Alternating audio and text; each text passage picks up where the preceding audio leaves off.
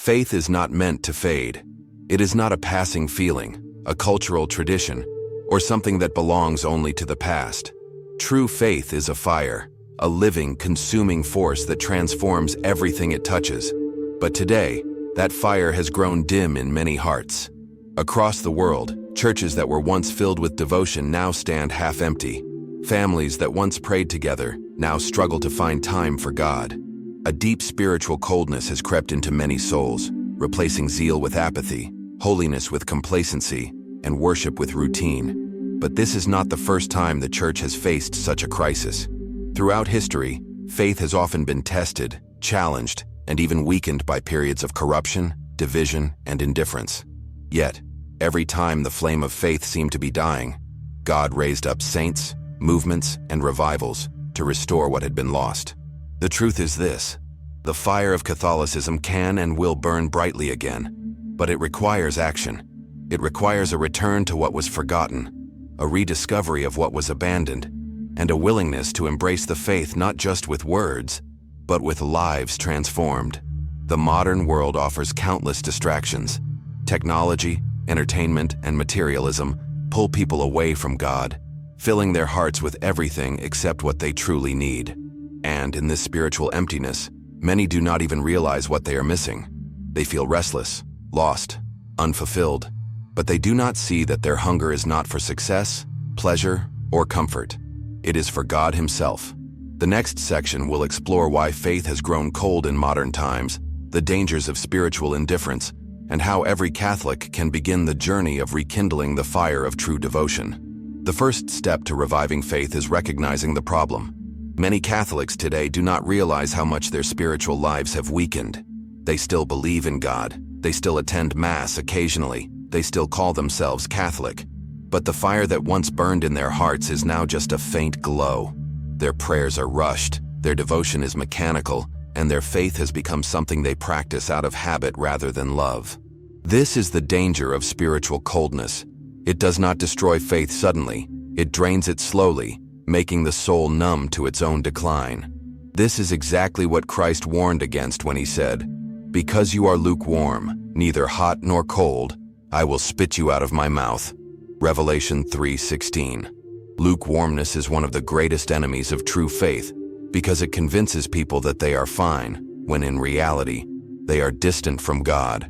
It allows them to settle for the bare minimum instead of striving for holiness. It tells them that being good enough is sufficient when Christ calls them to be saints.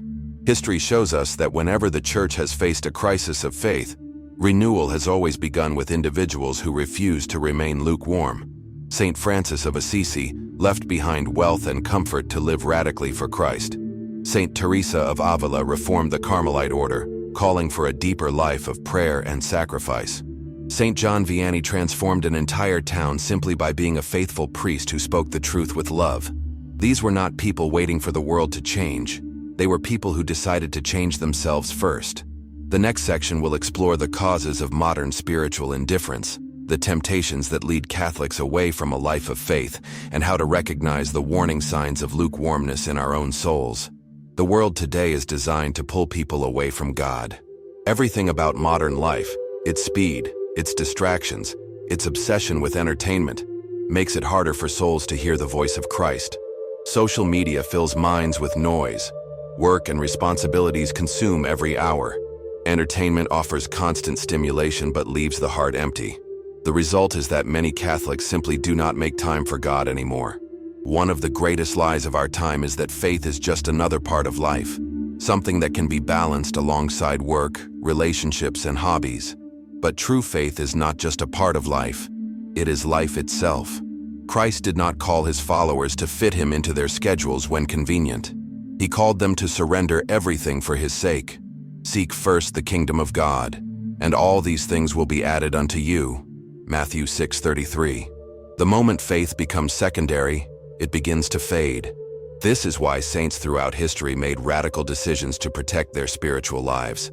The Desert Fathers fled society to devote themselves to prayer. Monks structured their entire lives around worship. Missionaries abandoned their homelands to bring Christ to distant lands. These were not casual believers. They understood that faith must be pursued with urgency, or it will be lost to the distractions of the world. The next section will explore how to break free from the distractions that weaken faith, why true devotion requires sacrifice, and practical steps every Catholic can take to place God at the center of their daily life. If faith is to be revived, it must begin in the heart. Many Catholics struggle with a sense of distance from God, not because He has abandoned them, but because they have stopped seeking Him with sincerity. Prayer has become a formality, the sacraments are received without deep reflection, and their love for God has grown cold. But faith is not something that can be maintained without effort. Like a fire, it must be fed, protected, and rekindled when it begins to die. One of the greatest sources of renewal in the Church has always been Eucharistic devotion. The saints knew that the presence of Christ in the Blessed Sacrament is not just a symbol, it is the very source of spiritual strength. Saint Alphonsus Liguori said, "You will gain more in 1 hour of adoration than in a lifetime of human effort." When faith feels weak, the solution is not to try harder. It is to return to Christ in the Eucharist, to sit in His presence, to let Him reignite the soul from within. But renewal also requires repentance. Many Catholics have lost their spiritual fire because they have allowed sin to remain in their lives. Unconfessed sin creates distance from God, making prayer feel empty and Mass feel routine. This is why every renewal in Church history has been marked by a return to the sacrament of confession. Sin must be uprooted, or it will choke the life of faith. The next section will explore how the sacraments of the Eucharist and confession are the keys to spiritual renewal, why devotion to Christ's presence is essential, and how Catholics can experience a personal revival through sacramental grace. The Catholic faith is not something that can survive in isolation. It thrives in community.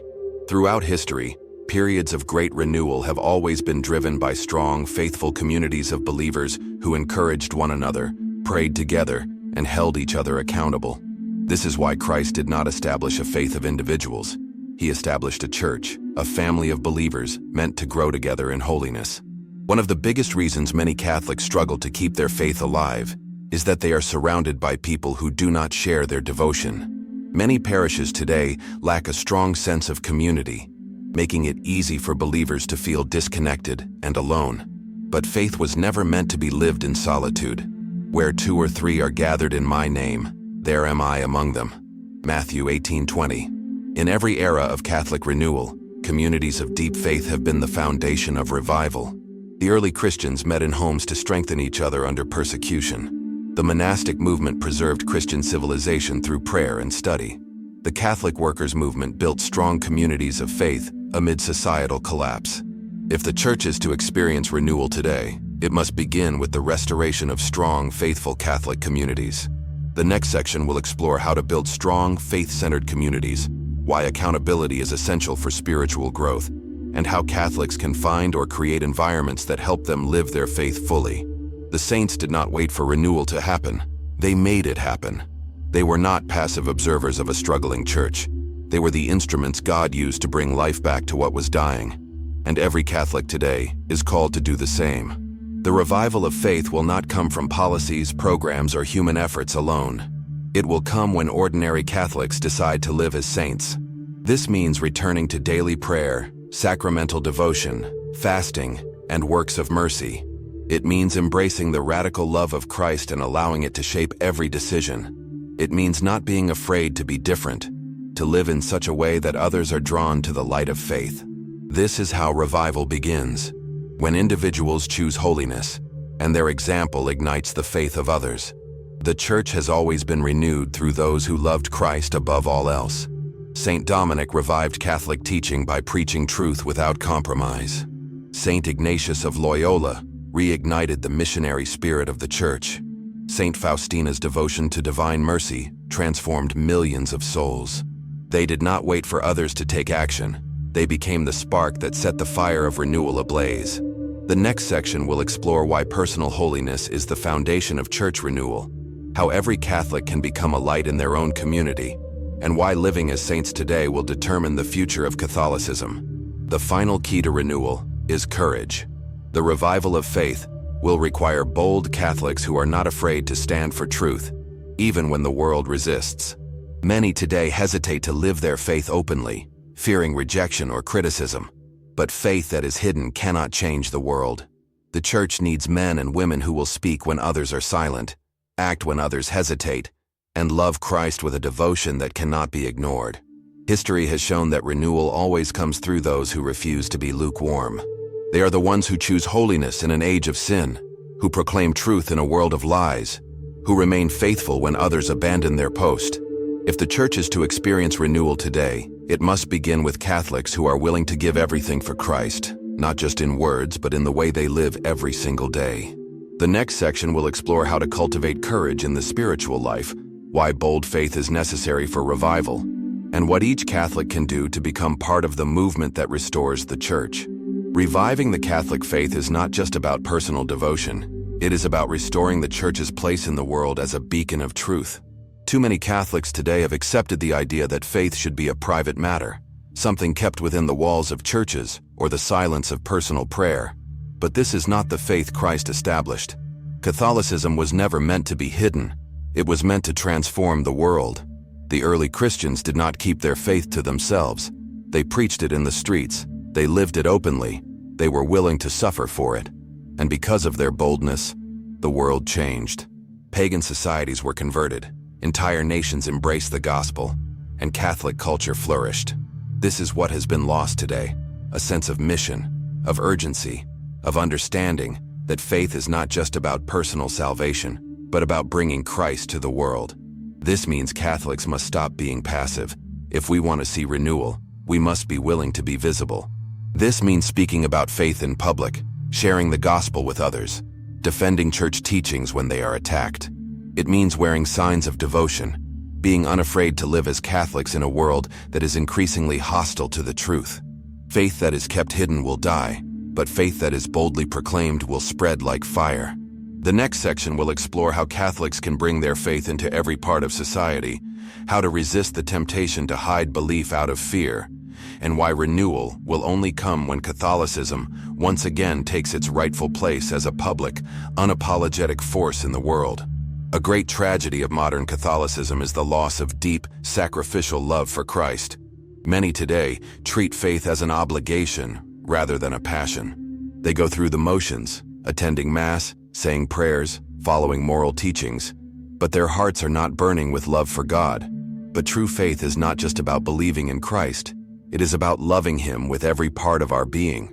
This is why history's great saints were so effective in bringing renewal. Saint Francis of Assisi loved Christ so deeply that he gave up everything to follow him. Saint Thérèse of Lisieux burned with such love that she transformed the church from within the walls of her convent. Saint Maximilien Kolbe loved Christ so much that he willingly gave his life for another prisoner in Auschwitz. They did not just practice faith, they lived it with a love so deep that it could not be ignored. The church will not be renewed through empty routine or intellectual knowledge alone. It will only be renewed when Catholics begin to love Christ with the same fire that has always transformed the world. This means spending time in His presence, developing an intimate relationship with Him, allowing that love to shape every decision. It means moving beyond obligation into true devotion, where Christ is no longer just part of life, but the very center of it. The next section will explore how to cultivate a deeper love for Christ, how to move from routine to passion in the spiritual life, and why true renewal will only come when Catholics fall in love with God once again. Faith does not grow in comfort. Throughout history, the Church has been strongest when it has been challenged, when it has been forced to rely on God rather than the approval of the world.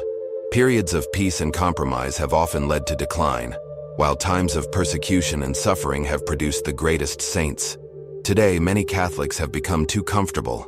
They have settled for an easy faith that requires little sacrifice, little discipline, little struggle. But a comfortable faith is a dying faith. The saints understood this. They embraced suffering as a means of growing closer to Christ. They fasted. They disciplined themselves. They accepted trials joyfully. Not because suffering is good in itself, but because it purifies the soul, deepens faith, and strengthens the will. This is what modern Catholics must rediscover: the ability to embrace sacrifice, to willingly take up the cross, to endure hardship with faith, rather than seeking to avoid it. Renewal will not come to the Church if Catholics are unwilling to suffer for their faith. It will not come if they seek only comfort and convenience. It will come when they once again embrace the way of the cross, understanding that true joy, true transformation, and true holiness only come through sacrifice. The next section will explore how suffering strengthens faith, why modern Catholics must rediscover the value of sacrifice, and how embracing the cross will bring about the renewal the Church so desperately needs. One of the greatest obstacles to renewal is the loss of true leadership within the Church. The saints who brought revival did not wait for others to take action. They led by example. They were the ones who stepped forward, who called others to holiness, who refused to remain silent when the faith was in crisis. Today, too many Catholics wait for bishops or priests to lead the way before they take their faith seriously. But the Church has never been renewed by waiting. It has always been renewed by action. Every Catholic has the responsibility to be a leader in faith. Fathers must lead their families in prayer.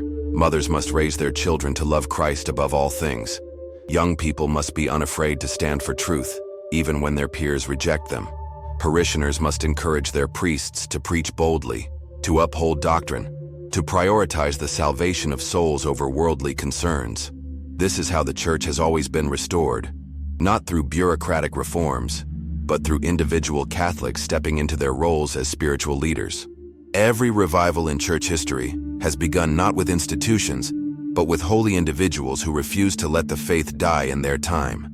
If the Church is to be renewed today, it will only happen when Catholics stop waiting for leadership and start becoming the leaders they are called to be. The next section will explore how every Catholic can take responsibility for the faith, how to lead within families, parishes, and communities, and why true renewal will begin with those who take action, rather than those who wait. The final and most powerful sign of renewal is conversion. A revived church is one that draws souls back to Christ. The fire of true faith is contagious. It spreads, it inspires, it brings the lost home. But today, many Catholics have lost their missionary spirit. They focus only on their personal faith, forgetting that they are called to bring others to Christ. This is why the Church is struggling. The faith has been kept inside churches, inside homes, inside personal lives, when it is meant to go out into the world. This is not just the duty of priests or missionaries. Every Catholic is called to evangelize. The apostles did not leave the work of conversion to a select few. They took it upon themselves. They preached in the streets. They shared the gospel with everyone they met. They lived in such a way that others were drawn to the truth. This is what must happen again. Catholics must stop being afraid to speak about their faith. They must invite others to Mass, to confession, to deeper prayer. They must live in a way that makes Christ visible in everything they do. A church that does not evangelize is a church that is dying. If Catholics want to see renewal, they must become missionaries in their own families, workplaces, and communities. They must ask themselves, who have I brought closer to Christ? How have I shared the faith? Am I truly living in a way that leads others to salvation? These are the questions that determine whether faith is alive or whether it is fading. The next section will explore how every Catholic can take part in the mission of evangelization, why conversion is the true sign of renewal, and how the fire of faith will only return when it is once again shared with the world.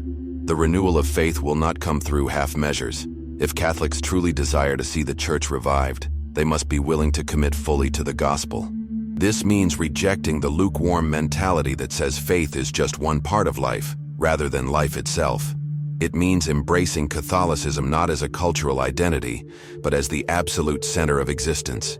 Too many today live divided lives, attending Mass but ignoring Catholic teaching in daily decisions, praying occasionally, but allowing the world to shape their values. This is why faith has grown weak.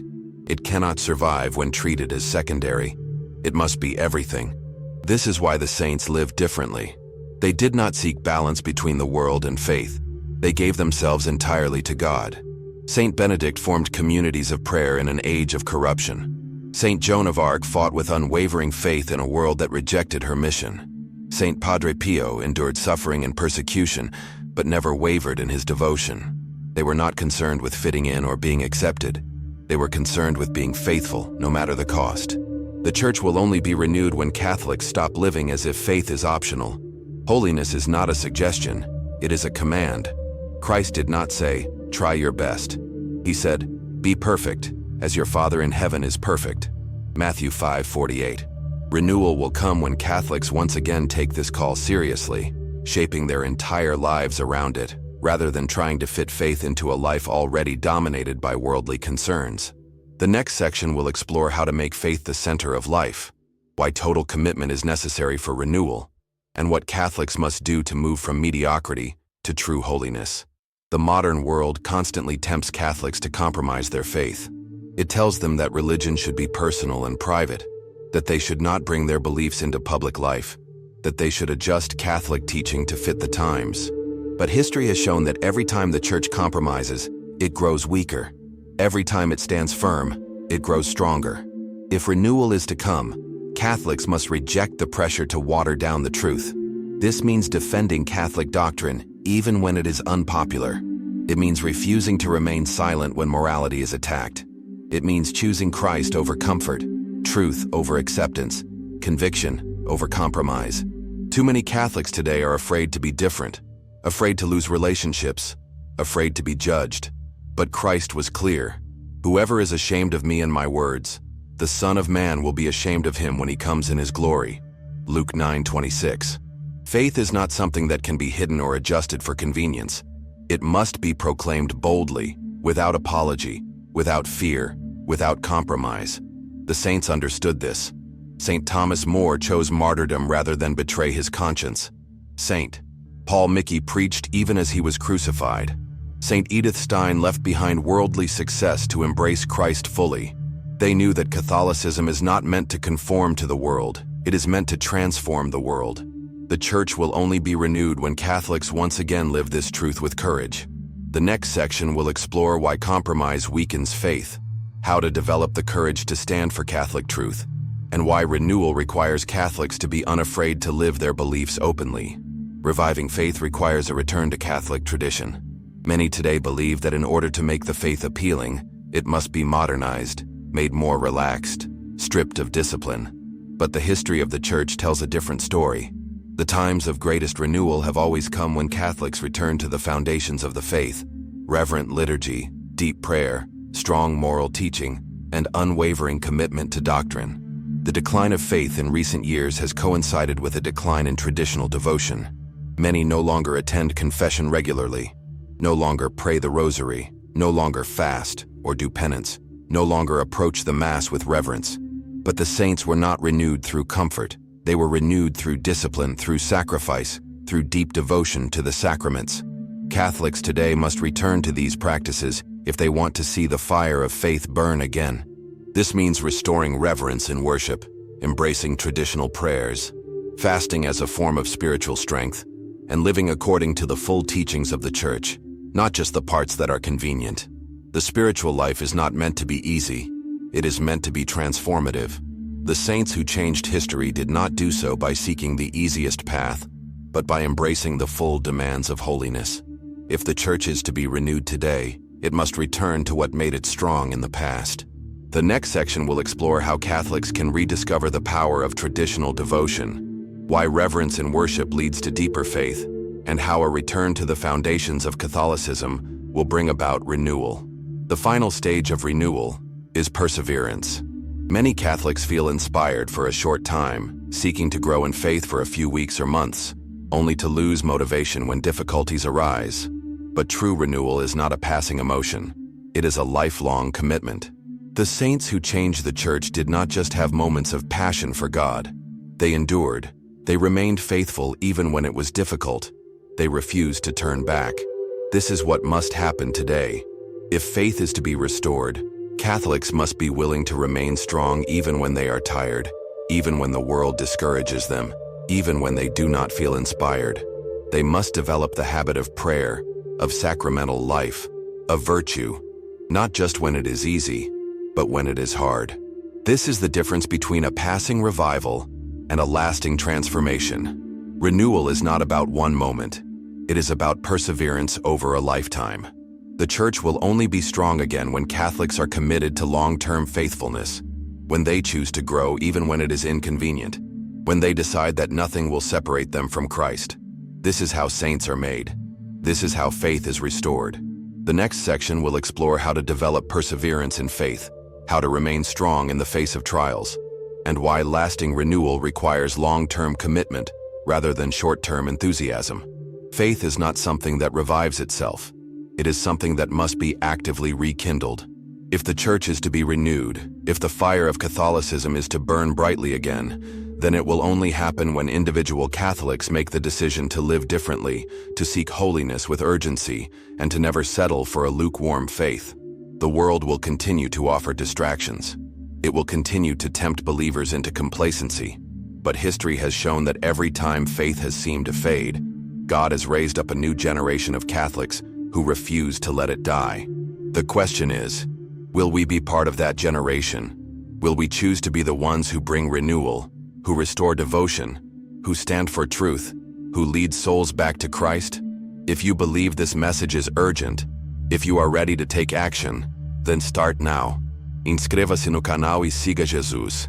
This is more than just a video. This is a call to action, a call to deepen your faith, to strengthen your devotion, to be part of the movement that restores Catholicism to its rightful place in the world. Turn on notifications, share this message, and invite others to join in this renewal. Together we can reignite the faith that has been lost. And I want to hear from you. What steps are you taking to strengthen your faith? How have you overcome spiritual coldness? Share your story in the comments. I read every message, and your testimony could inspire someone else to take the next step in their journey. My name is Oliver, and it has been an honor to walk with you through this message. You are not alone. There are many of us who long to see the church alive again, who refuse to let faith fade, who are ready to stand for Christ in a world that desperately needs Him. Stay strong. Stay faithful. Be the light that reignites the fire of Catholicism. I'll see you in the next video. Until then, may God bless you abundantly, and may you walk each day with the passion and courage of those who came before us.